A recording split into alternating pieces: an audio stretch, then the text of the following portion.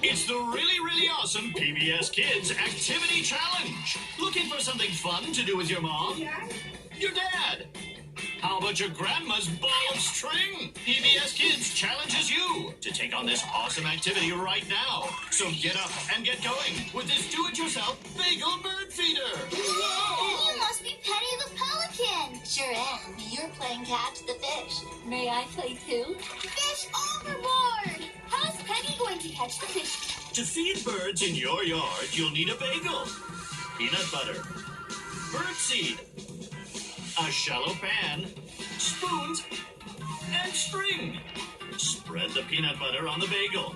Then roll it in a pan filled with birdseed. Then hang your bird feeder outside. No one catches things in water quite like a pelican.